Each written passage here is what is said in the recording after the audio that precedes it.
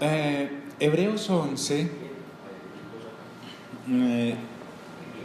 ha sido tan maltratado, incluyéndome en el pasado,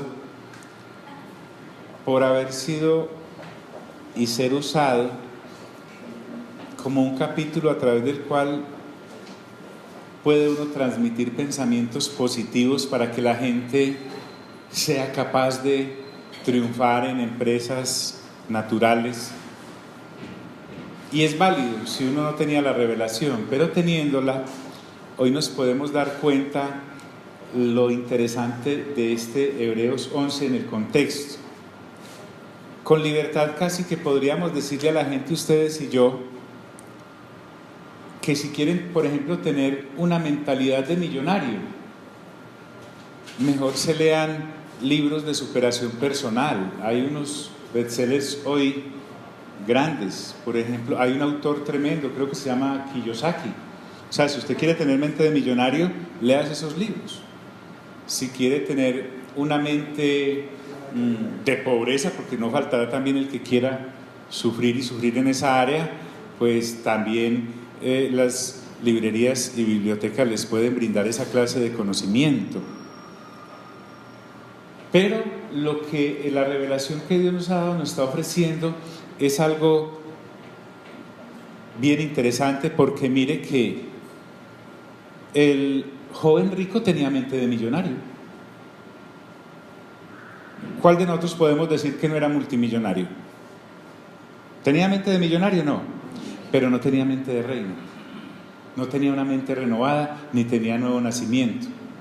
Pablo, en 1 de Timoteo capítulo 6, en el versículo 17, le dice a los hermanos millonarios cristianos, que los hay, aleluya, les dice y les da instrucciones para que se comporten con mentalidad de reino en esa área de la administración de las finanzas que pueden poseer. Pero también tenemos gente con mentalidad de pobre en las escrituras, pero no tiene mentalidad de reino.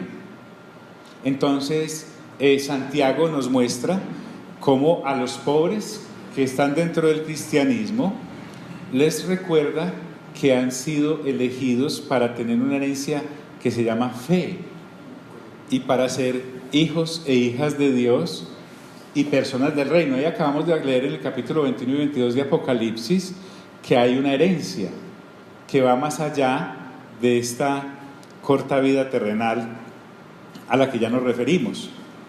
Entonces, no se sienta amilanado o amilanada cuando la condición temporal del estrato lo tenga abajo, o muy superior si lo coloca arriba. Ese no es el asunto. El pensamiento del Espíritu Santo va más allá de esas temporales cosas y nos ofrece esa eternidad que acabamos de leer, por ejemplo, en el capítulo 21 y 22 de Apocalipsis. Así que si alguien se te acerca para que lo guíes en el camino del Señor para ser millonario, mejor recomiéndale libros de mentalidad millonaria, no tiene ningún problema, que cuando se canse vuelva. Realmente el Señor Jesús lo que le dijo al joven rico cuando lo vio irse triste es: cuando se canse vuelva. De pronto Zaqueo ya estaba saturado de esa situación de millonario, y mire que estaba buscando, tanto que él fue al encuentro y él captó la cosa, de manera que cuando el Señor Jesús le dice al joven rico: vaya y venda todo lo que tiene y déselo a los pobres, no era un llamado a la miseria, sino a la eternidad. Si leemos atentamente el Evangelio de Lucas, con la soberanía que el Señor Jesús le dice a sus discípulos, dice: vayan y vendan todo lo que tienen y déselo a los pobres. Ahí es donde podemos esculcar un poquito la frase de: nunca se trató de aquí, siempre se trató de allá. Entonces, haciendo esta aclaración, usted y yo tenemos que mirar que para llegar a este capítulo 11 pasamos por los primeros 10, y en los primeros 10 capítulos, por lo menos ya ahora tenemos claro de que él se estaba dirigiendo a los creyentes hebreos, judíos convertidos al cristianismo, diciéndoles que se despegaran tranquilos del antiguo pacto y se incluyeran en el nuevo pacto en Cristo Jesús con el nuevo sumo sacerdote según el orden de Melquisedec, que es el mismo Hijo de Dios, el Señor Jesús, con un pacto eterno, no de cosas temporales que había que renovarlo cada año en cuanto a consagración, que no perfeccionaban la conciencia porque siempre quedaba afectada por la culpa, y que no renovaban la naturaleza porque había que nacer de nuevo y solo se nace de nuevo en el nuevo pacto. Entonces, el asunto del pueblo judío como tal es que el ser pueblo de Dios se les convierte en una responsabilidad mayor por la elección que tuvieron. Dios eligió a los hebreos como su pueblo. Entonces, en esta primera venida de hace 2000 años que tuvo el Señor, muchos de los judíos no aceptaron al Señor Jesús porque la visión que tenían ellos del Mesías, ellos sí creen en Cristo y en el Mesías, pero no que Jesús es el Cristo o el Mesías. ¿Por qué? Porque ellos esperaban un líder, tal vez como David, un rey que Dios usó para conquistar todos los reinos a su alrededor, o como Salomón, que gobernó en paz, siendo la nación de Israel. Ellos esperaban esa clase de restauración, ni culparlos, porque si usted y yo leemos atentamente el Antiguo Testamento, hay una provisión de restauración para el pueblo de Israel. Entonces tal vez se lo imaginaron, no en un burro, sino en un gran caballo, en un gran carro, con un ejército, no con 12 hombres pacíficos. Ellos no se imaginaban eso.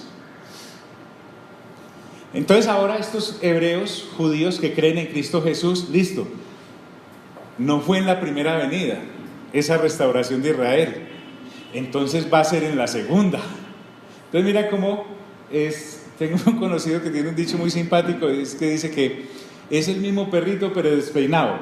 Listo, no fue en la primera, pero ahora sí creemos que es el Mesías, Él va a retornar y entonces ahora Israel sí va a ocupar el lugar entre las naciones de la tierra como debe ser, porque ellos siguen siendo hebreos, cristianos, pero anhelan esa restauración. Mire, verá que en el capítulo 1 de Hechos, cuando el Señor Jesús va a ascender, la pregunta previa de los discípulos es: Señor, ¿vas a restaurar el reino de Israel? O se la hacen a los ángeles, no recuerdo. Creo que les contesta. Si busca por favor para que lo hagamos correcto, si fue el ángel o fue el Señor. No os toca a vosotros saber los tiempos y las sazones, correcto, sino que este mismo que habéis visto ir de la misma forma regresará. Qué interesante, tampoco habla de rapto ahí, sino que habla de su retorno. Pero entonces, ¿qué ocurre?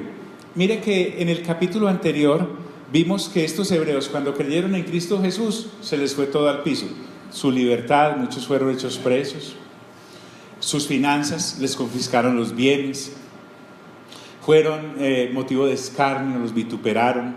Cuánta cosa ustedes imaginen les ocurrió. Entonces están muy expectantes en el retorno inminente del Señor, porque Él lo promete. El asunto es la fecha. Entonces ahora el escritor a los hebreos quiere mostrarles a estos, señorita, fue el Señor Jesús el que les dijo, permítame, jovencita.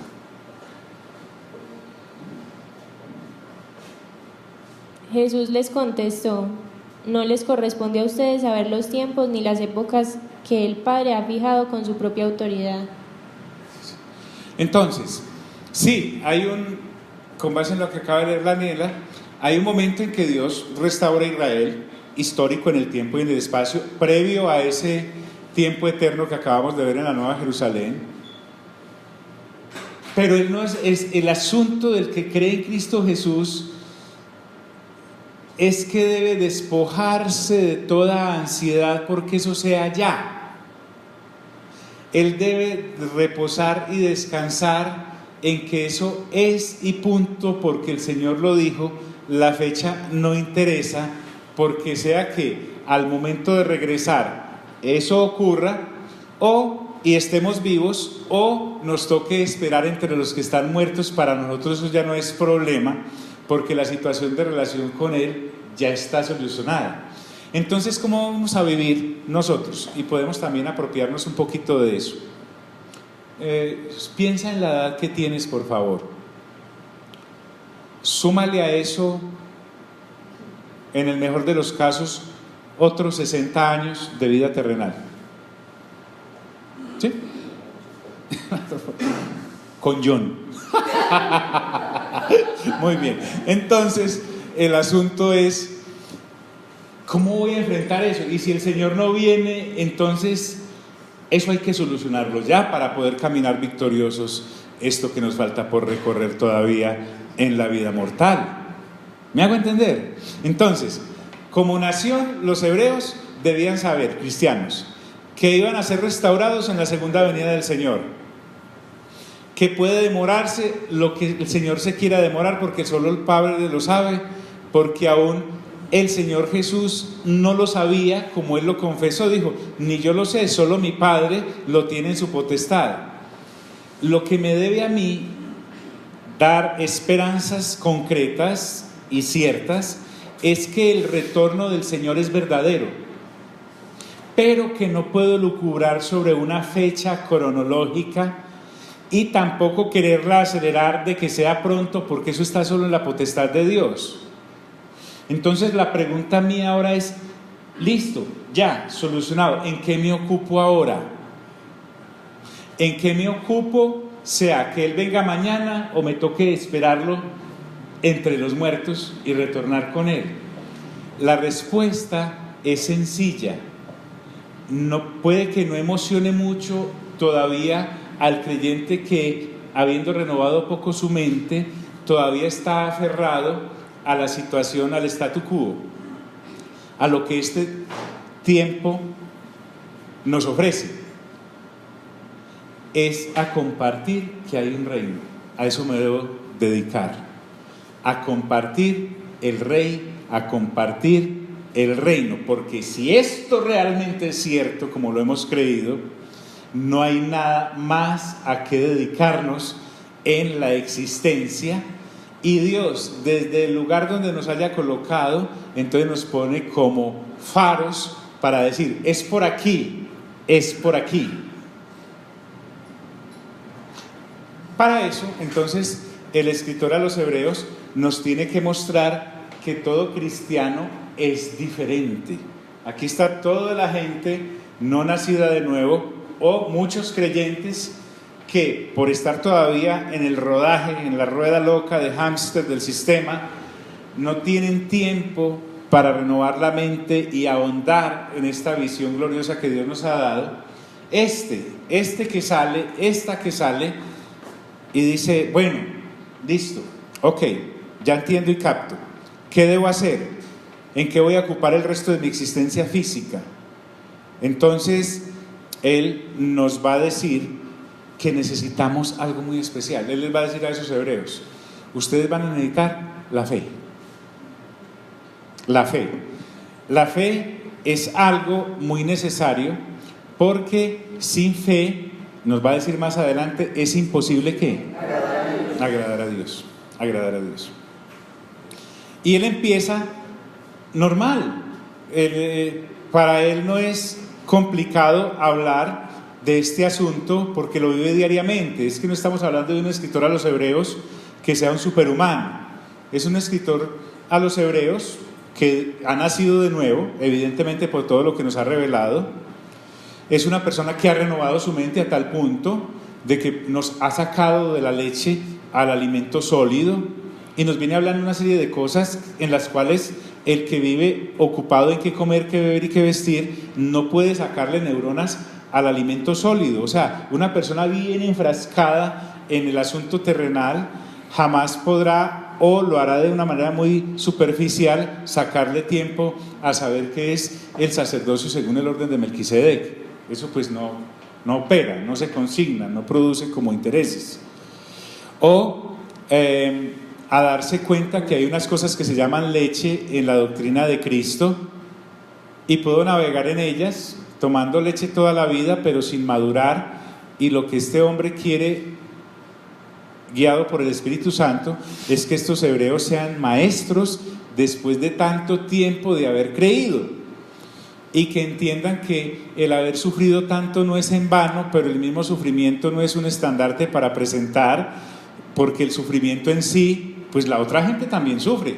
Aquí lo que estamos mirando es ese despojo que han tenido de sus bienes, ese vituperio al que han sido lanzados.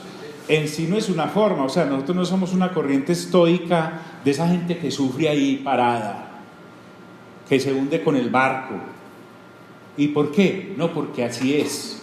No, aquí hay algo más, y es eterno. Entonces, ahora él va a enfocar la fe como el fruto del Espíritu Santo en una de sus manifestaciones de parte de Dios para los que han creído. Es más, con base en lo que hablábamos ahora, mira, aquí no tiene muchas preguntas. ¿Cómo se inscribieron entonces aquellos si no fue a través de Cristo Jesús? Él ahora nos va a mostrar que la fe es algo que se viene practicando desde el principio de la humanidad, de parte de Dios con aquellos que con Él han tenido una relación. Y también nos va a mostrar en todo este capítulo que la fe que va a hablar no es sentarme, por ejemplo, a pensar y hacer fuerza hasta que la idea que empollé eclosione. No, es algo tan activo. Mejor dicho, la fe de la que vamos a hablar en este capítulo no es la fe en mí, en mis capacidades, en lo que estudié, en la rutina que hago, en la familia. No, es una fe única y exclusivamente en Dios, y a través de la cual Dios se relaciona con el hombre o la mujer que durante cualquier generación o en cualquier generación haya creído en Él.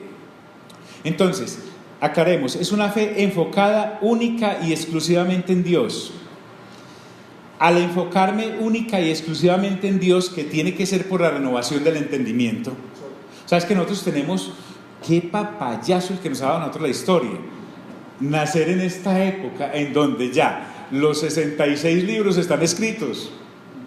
Otra cosa era tener fe allá cuando ni el Pentateuco, nadie había escrito el Pentateuco. Entonces la relación era así, tete a tete con Dios.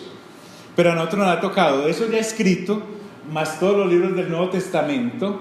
Entonces es impresionante. Ahora, la lectura sola no produce renovación de entendimiento, porque para eso hay que tener un nuevo nacimiento. A nosotros nos tocó mediante esa gran bendición del nuevo nacimiento. Pero aquí el escritor nos va a mostrar cómo la fe es la misma espada para los de allá que para los de acá y para los que vengan después de nosotros. Entonces, él empieza a enumerar, él tiene que arrancar y dice, créanme que básicamente aquí en este capítulo, él nos va a mostrar que hay mucha gente que vivió en alimento sólido a tiempos A. Entonces él empieza, dice, es pues la fe, la certeza de lo que, el versículo que no sabemos, ¿sí o no? La convicción de lo que no ¿qué? De lo que no se ve.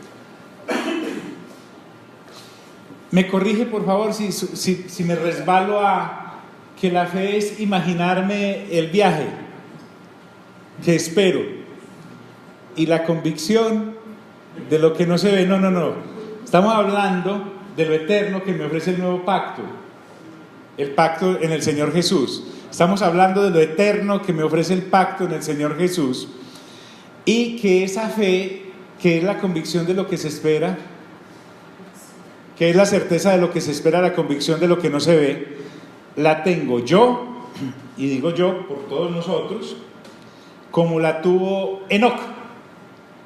Es esa fe, es la misma para todo aquel que a Dios se haya acercado a interrelacionarse con Él, o Dios a Él.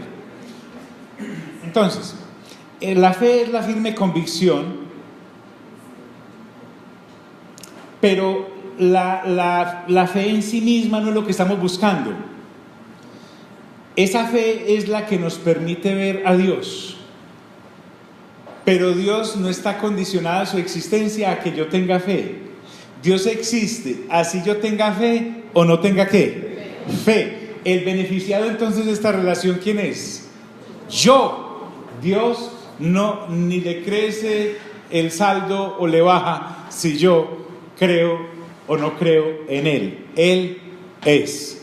Punto. Bueno, otra cosa es la convicción de lo que no se ve. Lo que no se ve entonces podemos resumir en una palabra que es invisible.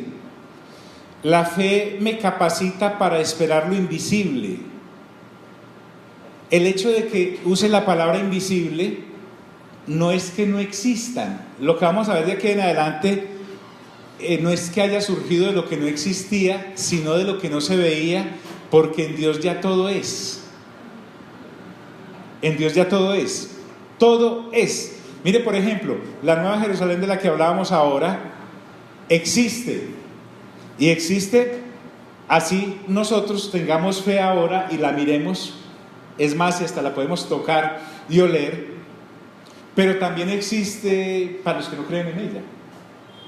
No es condición la existencia de las cosas de Dios de que yo crea. Eso ya existe, ya está. Por eso es esperar lo invisible, es esperar cosas que ya existen y que vamos a llegar a ellas por la fe, porque sin fe también existen, pero sin fe no podremos llegar a ellas. Ahora sí, esas cosas existen sin nuestra fe, pero sin la fe que debemos ejercer, a ellas no podemos llegar. Verbigracia, nosotros creemos en lo que el Señor Jesús ha dispensado en el nuevo pacto, y que a través de ese nuevo pacto, por confesarlo, hemos sido inscritos en el ¿qué? En el libro de la vida. Entonces hay gente que se ha enfrentado a la misma decisión tuya, doctor, pero esa persona ha dicho no ¿qué? No creo. No hay problema, la Nueva Jerusalén sigue existiendo, pero esta persona la puede observar, no sé, pero sí podrá verse bien calibrado en el lago de fuego de azufre, que también existe así no crea en él.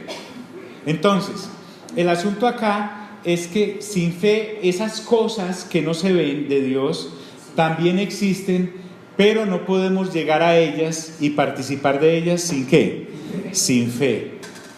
Entonces, como estamos hablando con creyentes de hace 2000 años, judíos en Cristo Jesús, que han sido despojados, vituperados, golpeados, muchos de ellos muertos, entonces Él les va a mostrar lo siguiente: por esa fe en Dios, dice, porque por ella alcanzaron buen testimonio los antiguos. Hubo gente en la antigüedad que inclusive usted y yo tenemos el privilegio de conocer algunos nombres, porque Él va a arrancar con una cantidad de nombres dentro de unos versículos en adelante. Pero Él está hablando de esta fe y que hay una gente en la antigüedad que tuvo relación con Dios y con las cosas de Dios, y ese haber aceptado el testimonio de Dios a través de la fe también causó que ellos tuvieran buen testimonio delante de Dios, porque Dios anda buscando gente que le crea. Punto. Entonces, al creerle, no es que Dios exista porque yo creo en Él, sino que logro accesar a Él y a sus cosas porque Él existe, pero solo se hacen vigentes para mí cuando creo, y eso me da un buen testimonio delante de Dios, la fe misma. Entonces nos va a mostrar que esos antiguos recibieron esa seguridad de permanecer incólumes creyendo, precisamente porque vieron lo que no se veía. Y para ver lo que no se ve, las gafas que me tengo que poner para eso se llama ¿cómo? Fe. Fe aquí y fe aquí, y hágale para adelante, viendo lo que no ¿qué? Lo que no se ve. Ojo pues, es muy diferente decir veo lo que no se ve a decir veo lo que no existe. La fe no trae a la existencia cosas que no existan, sino que trae a la existencia cosas que no se ven, pero existen. ¿Vale? Porque Dios lo decidió así. Y empieza por algo sencillo. Él empieza con un acto creador de Dios, por lo menos hasta donde Él nos ha revelado. Y dice, por la fe entendemos, mire pues, cuando dice entendemos, es incluyente para los que son hermanos en Cristo Jesús. Y es totalmente excluyente a aquellos que no entienden. Hay gente que no entiende que el universo fue constituido por la palabra de Dios. Eso no es así. No tienen ¿qué? Fe. Sí tienen fe en otras cosas, pero no tienen la fe puesta ¿en quién? Dios. En Dios. Ojo pues, la fe es una palabra que no es exclusiva. Lo que la hace exclusiva para nosotros es en quién pusimos nuestra fe. ¿Vale? Por la fe entendemos haber sido constituido el universo por la palabra de Dios. Entonces, la fe, mire qué interesante esto. A mi entendimiento le da la capacidad de comprender que el universo fue hecho por Dios, a pesar de que yo no estuve presente en ese hecho. Entonces la fe tiene la capacidad de hacerme ver los eventos de Dios hacia allá, de los antiguos y de la antigüedad, porque ni siquiera los antiguos existían, sino que me está llevando a un evento inclusive más allá, que es previo a la existencia del ser humano como tal. Y también la fe me da la capacidad de ver hacia allá, como lo acabamos de ver cuando leímos el capítulo 21 y 22 de Apocalipsis. Y entonces eso me da a mí ya como un panorama general de la cosa y me permite moverme en una libertad impresionante, así sea un hebreo de hace 2000 años al que le acaban de confiscar los bienes, lo echaron de la tribu, nadie lo puede, es más, lo metieron en prisión en la mazmorra de más adentro, el tipo está completamente bien y la gente lo veía y decía, pero dijiste, ¿por qué sigue riendo? Si hasta los dientes le sacamos.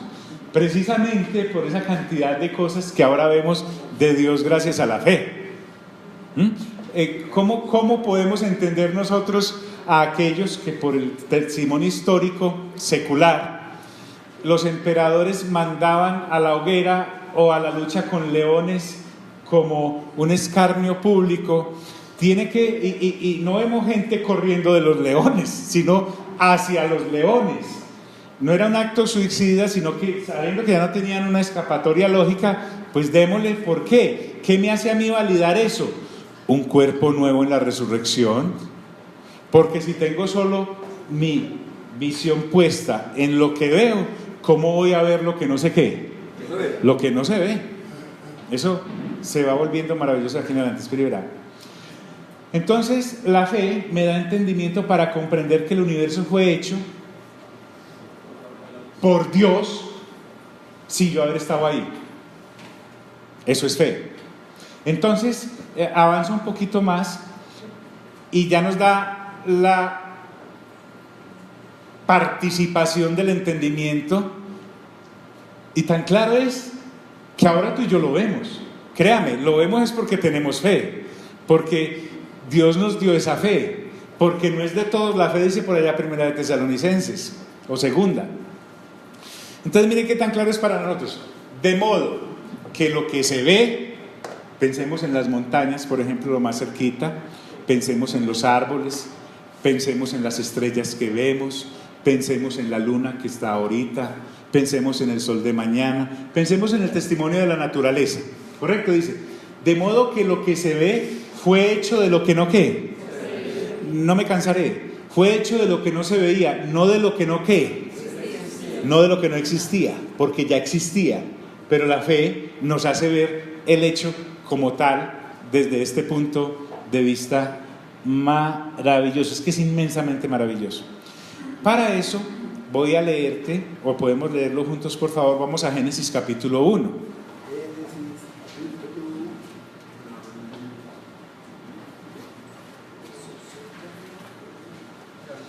Ahora, lo hermoso de Dios es que en Génesis capítulo 1 empieza lo que Dios ha decidido que por la fe conozcamos. ¿Vale? Y empieza así. Ya no lo miremos bajo el prisma de buscar respuestas, sino de cómo Dios lo dejó como un testimonio de seguridad para nosotros. Dios se encargó de que todo esto quedara escrito, porque Él se responsabiliza por cada punto y cada coma que hay acá. Y punto. Entonces, miren qué hermoso esto. Esta clase de fe de la que estamos hablando está dentro de los parámetros de alimento sólido que el escritor a los Hebreos comenzó a enumerar en el capítulo 5 y 6. Esta fe de la que estamos hablando es alimento sólido, porque es el alimento sólido que te da tránsito a las cosas eternas, partiendo de las cosas visibles. Y nos va a mostrar que lo que ahora se ve, antes no se veía, pero sí existía. Dice Génesis 1, voy a leerlo en esta versión. Dios,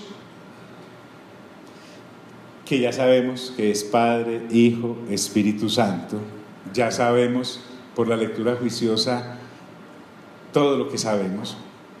En el principio creó ¿qué? Los cielos y la tierra.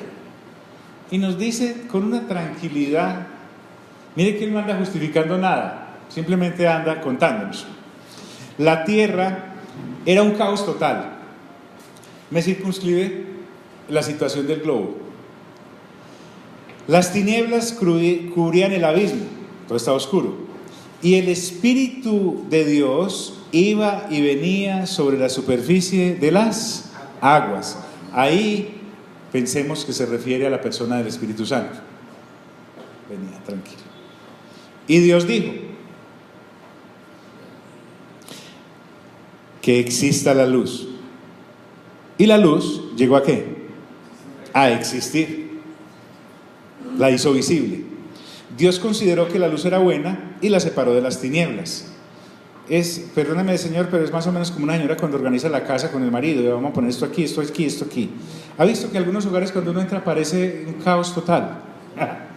Las tinieblas están sobre todos los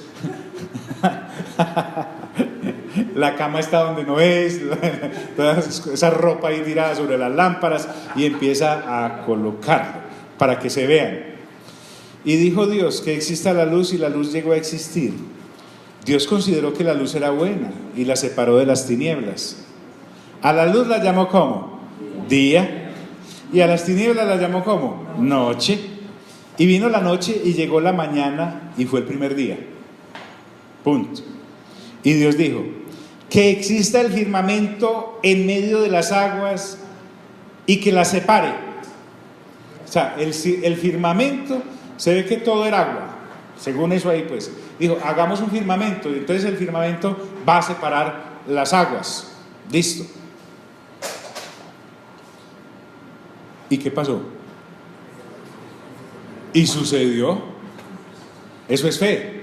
O sea, el escritor de los Hebreos nos llevó de un solo cabezazo allá al Antiguo Testamento, a Génesis capítulo 1. Y sucedió. Dios hizo el firmamento y separó las aguas que están abajo de las aguas que están arriba. O sea que básicamente unas aguas quedaron para llover y otras para regar, ¿cierto? Más o menos, pienso yo así. El firmamento Dios lo llamó, ¿cómo lo llamó? Cielo. Y vino la noche y llegó la mañana y fue el segundo día. Y dijo Dios: que las aguas debajo del cielo se reúnan en un solo lugar y que aparezca lo seco. Qué sencillez. ¿Existían o no existían? Ahora, nosotros estuvimos ahí, pero ¿qué nos hace creer que lo que se ve se hizo de lo que no se veía? La fe. ¿En quién? En Dios. Porque no es la fe en el mar. Hay gente que tiene suficiente fe en el mar para creer que el mar fue el que generó todo. O en el sol. Hay culturas enteras que adoran las cosas, pero sin Dios, y hacen de las cosas dioses. Nosotros tenemos el privilegio de estar centrados por la fe, en esta fe, en el Dios que es, y Él nos muestra todo lo que hizo en su momento. Y dijo Dios: que las aguas debajo del cielo se reúnan en un solo lugar y que aparezca lo seco. Y así sucedió. A lo seco Dios lo llamó tierra, y al conjunto de aguas lo llamó mar. Sencillo. Punto. Y Dios consideró que esto era bueno. ¿A quién le preguntó? A mí no me preguntó, a ti no te preguntó, al que no cree no le preguntó, él de suyo lo hizo. Dios no necesita consultar con nadie. A propósito, el escritor a los hebreos está animando a creyentes cristianos hebreos, judíos, en una cantidad de situaciones diarias que era mejor ni enumerar de los sufrimientos que tenían, pero los lleva allá. ¿Por qué los lleva allá? Porque le está mostrando un Dios que tiene el control. Si él hizo, lo que él está diciendo es, si él hizo todo eso, no se va a ocupar de lo tuyo. De hecho, ya lo hizo. La fe me lleva a la madurez. La fe en las cosas de Dios me llevan a la madurez. Entonces, y el conjunto de agua lo llamó mar, y Dios consideró que esto era bueno, y dijo Dios: hombre, que haya vegetación sobre la tierra, que ésta produzca hierbas que den semilla, y árboles que den su fruto con semilla, y todos según su ¿qué? Su especie. Y así sucedió. Comenzó a brotar la vegetación, hierbas que dan semilla, y árboles que dan su fruto con semilla, todo según su especie. Y Dios consideró que esto era ¿qué? Bueno, miren, si miramos, cuando él dice ahí en ese versículo, y Dios consideró que esto era bueno, en el versículo 4 dice, Dios consideró que la luz era buena, y así vamos a encontrar esa afirmación constantemente. Mire que es sorprendente que ni aun los incrédulos en esta fe que lo conduce a Dios se paran frente a una piña y dicen: esta piña quedó como mal diseñada, parta de esa base y verá, y esta cosa, esta papaya, porque tiene esa clase de... No, todo está ¿qué? Bueno, porque lo hizo ¿quién? Dios. Algún pero le podríamos encontrar nosotros a esta, por ejemplo, estos techos están muy bajitos, realmente el aire podría haber sido mejor ubicado para que estuviéramos todos contentos. ¿Sí me estoy haciendo entender? ¿Por qué? Porque esto no lo hizo ¿quién? Dios. Pero a lo de Dios uno nunca se pone a pensar, como tan alto el firmamento, esa cosa allá como tan azul. Nunca. Bien. Ahora no faltará aquí. Entonces, pero si uno no es caprichoso, uno acepta que las cosas quedaron bien hechas. Y Dios consideró que era bueno. Y vino la noche y llegó la mañana, ese fue el tercer día. Y Dios dijo: que haya luces en el firmamento, que separen el día de la noche, que sirvan como señales de las estaciones, de los días y de los años, y que brillen en el firmamento para iluminar la tierra. Y sucedió así. Dios hizo los dos grandes astros, el astro mayor para gobernar el día y el menor para gobernar la noche, y también hizo las estrellas. Todo. Dios colocó en el firmamento los astros para alumbrar la tierra. Qué tenaz. Eso allá son focos. No se había inventado el LED, no se pensó que va a gastar mucha energía. Nadie pues hasta el momento lo ha podido como grabar en el sentido de cuota. EPM no nos manda cuota de estrellas todavía, ¿cierto?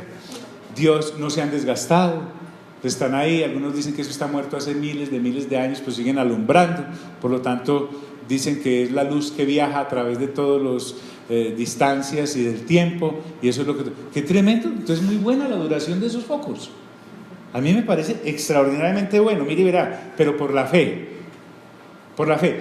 Yo me pongo, o alguien se pone a conversar con uno que no tenga fe y no lo convence, y si yo no estoy bien parado en esta fe, resulto diciendo: sí, eso no quedó como tan bueno de pronto. ¿Qué es lo que quiere el escritor a los hebreos? Que esta gente se afiance, y para eso está escribiendo estos capítulos que nos lanzan acá.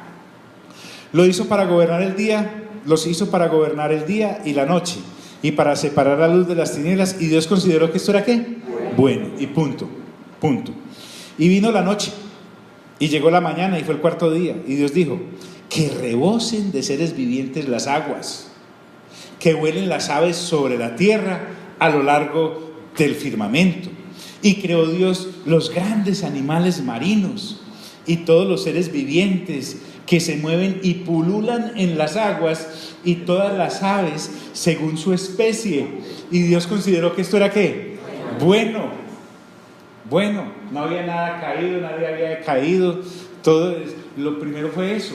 ¿Quiénes han tenido el privilegio de ver Discovery o de bucear en un mar donde todavía hay cetáceos enormes, hay animales que ni siquiera se han descubierto, todo eso está ahí? Dios lo hizo porque y cuando habla de pulular era que era abundante, tremendamente abundante. En últimas, permítame decirlo, en ninguna parte Dios dijo que nos iban a hacer falta cosas para alimentar. Él hizo todo. La idea de una nave a la cual se le están agotando los alimentos y que está la sobrepoblación es totalmente una apreciación del esquema de explotación del hombre por el hombre.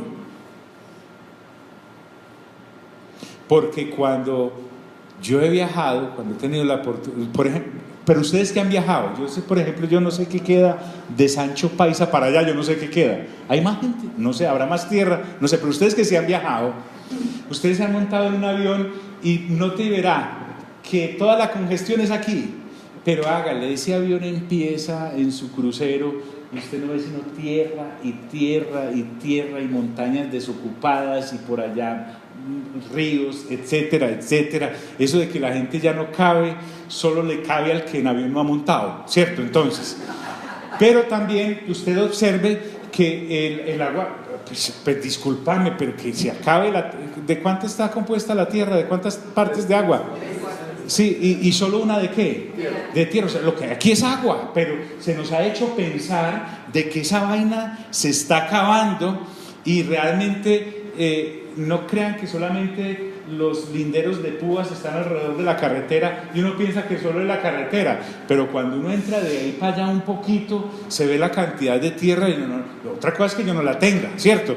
Los que la tienen se han encargado de hacernos creer que no hay más, pero que hay. Entonces, lo que quiero decirte con esto no es que te matricules con algún movimiento o votes por alguien, sino que Dios desde el principio diseñó la cosa como era y para lo que era. Entonces, sigo. ¿Versículo qué? 22. Y los bendijo con estas palabras a los animales. Mire, parece que no es muy centro-hominal, ¿cierto? Pero lo primero que Dios sí es centro-hominal, sí se sirve.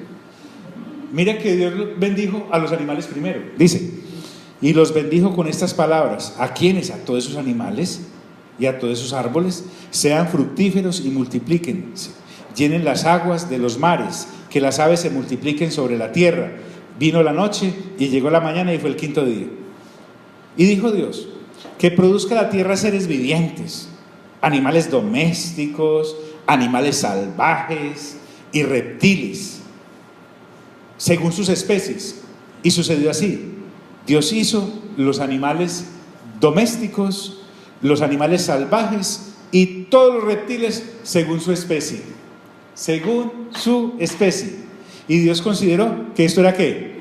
Bueno. ¿Me llama a mí? ¿Te llama a ti? No. Pero recuerden, no nos podemos escapar.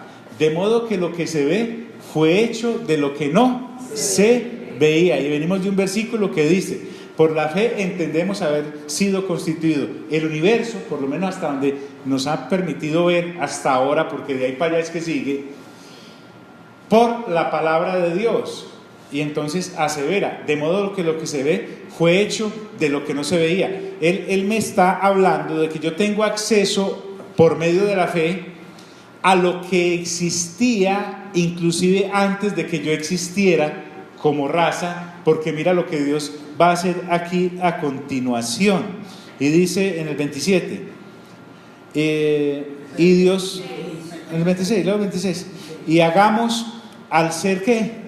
Humano, a nuestra imagen y semejanza. Qué interesante, pero no me puedo meter por ahí porque ese no es el énfasis. que tenga dominio sobre los peces del mar y sobre las aves del cielo. Pregunto, ¿ya el hombre estaba caído? Ni siquiera existía. Y dice, y sobre las aves del cielo, sobre los animales domésticos y sobre los animales salvajes y sobre todos los reptiles que se arrastran por el suelo. Y Dios creó al ser humano a su imagen, lo creó a imagen de Dios, hombre y mujer los creó, y los bendijo con estas palabras: sean fructíferos y multiplíquense, llenen la tierra y sométanla, dominen a los peces del mar y a las aves del cielo y a todos los reptiles que se arrastran por el suelo. También les dijo: yo les doy la tierra, todas las plantas que producen semilla y todos los árboles que dan fruto con semilla, todo esto les servirá de alimento. Y doy la hierba verde como alimento a todas las fieras de la tierra, a todas las aves del cielo y a todos los seres vivientes que se arrastran por la tierra. Y así sucedió. Y Dios miró todo lo que había hecho y consideró que era ¿qué? Muy bueno. Eso es la fe. Yo estuve ahí, no estuve ahí. ¿Lo creo? Sí. ¿Por qué? ¿Porque creo en las aves? No, porque creo en Dios. Y porque creo en Dios, creo que Él hizo las aves, porque la fe me dio acceso a ver que lo que ahora veo se salió de lo que no se veía, no de lo que no existía. Y vino la noche y llegó la mañana y fue el sexto día. De atrevido va a leer el 2. Así quedaron terminados los cielos y la tierra, y todo lo que hay en ellos. Al llegar el séptimo día, Dios descansó, porque había terminado la obra que había emprendido. Dios bendijo el séptimo día y lo santificó, porque en ese día descansó de su obra creadora. Esta es la historia de la creación de los cielos y de la tierra. Entonces, inclusive el escritor a los hebreos ya habló de este reposo allá en la carta. Y mira que aquí, discúlpame, todavía no había escogido ningún pueblo hebreo, todavía no había instaurado el sacerdocio de Aarón, ni la ley de Moisés, es más, ni el hombre había caído. Realmente nunca se trató de aquí, siempre se trató de ¿dónde? De allá. Obsérvelo y verá. En ese escenario fuimos creados. Esto es muy importante porque a eso es a lo que vamos ahora. En medio de toda esta balacera que se convirtió la cosa, Dios nos da acceso de poder entender a lo que realmente vamos a vivir. Porque como ya dijo en el 2.5 de Hebreos, se trata acerca del mundo venidero en el cual hemos de vivir, donde el jefe será otro, o sea, de este pasaje. Cuando Dios el Señor hizo la tierra y los cielos, aún no había ningún arbusto del campo sobre la tierra, ni había brotado la hierba, porque Dios el Señor todavía no había hecho llover sobre la tierra, ni existía el hombre para que la cultivara. No obstante, salía de la tierra un manantial, otras versiones dicen un vapor, que regaba toda la superficie del suelo. Y Dios el Señor formó al hombre del polvo de la tierra, ya es más específico, y sopló en su nariz hálito de vida, espíritu de vida, dicen otras versiones, y el hombre se convirtió en un ser viviente. Dios el Señor plantó un jardín al oriente del Edén, y allí puso al hombre que había formado. Dios el Señor hizo que creciera toda clase de árboles hermosos, los cuales daban frutos buenos y apetecibles. En medio del jardín hizo crecer el árbol de la vida y también el árbol del conocimiento del bien y del mal. Del Edén nacía un río que regaba el jardín y que desde allí se dividía en 4 ríos menores.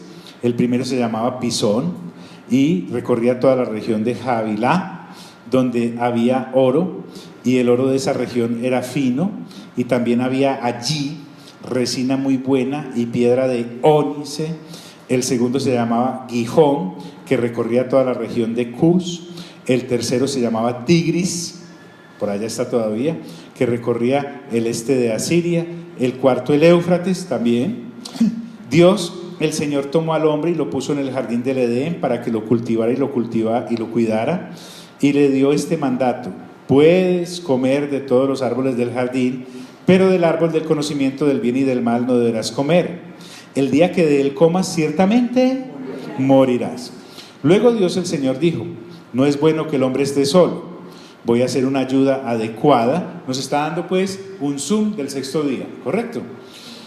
Entonces Dios, el Señor, formó de la tierra toda ave del cielo y todo animal del campo y se los llevó al hombre para ver qué nombre les pondría. El hombre les puso nombre a todos los seres vivos y con ese nombre se les conoce. Así el hombre fue poniéndoles nombre a todos los animales domésticos, a todas las aves del cielo y a todos los animales del campo.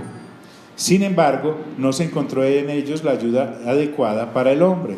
Entonces Dios el Señor hizo que el hombre cayera en un sueño profundo y mientras éste dormía, le sacó una costilla y le cerró la herida.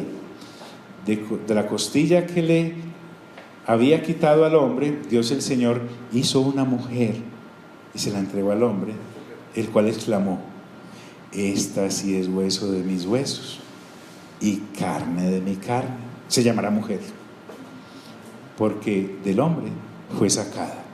Por eso el hombre deja a su padre y a su madre y se une a su mujer y los dos se funden en un solo ser. En ese tiempo el hombre y la mujer estaban desnudos, pero ninguno de los dos sentía vergüenza. ¡Qué maravilla! Extraordinario.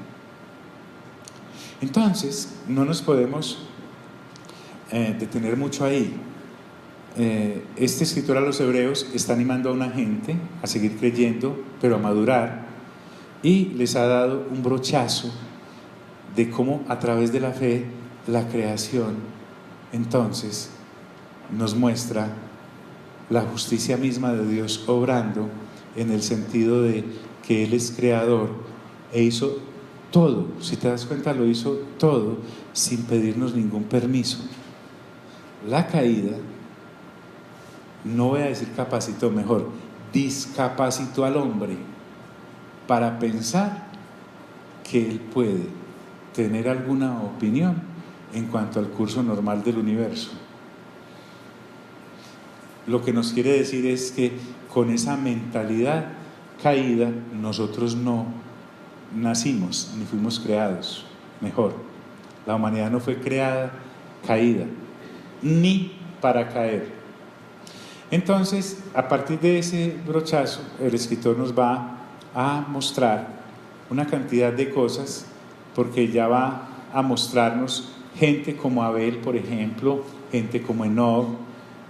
Vamos a ver un desfile de personas que eran comunes al imaginario judío, porque ellos habían recibido el privilegio de custodiar las Sagradas Escrituras, entre ellos esas escrituras el Pentateuco, y el Pentateuco, al ser escrito por Moisés por revelación también, Dios le explicó a Moisés cómo le hacía el Pentateuco, de la misma manera en cómo le fabricaba el tabernáculo. Es interesante.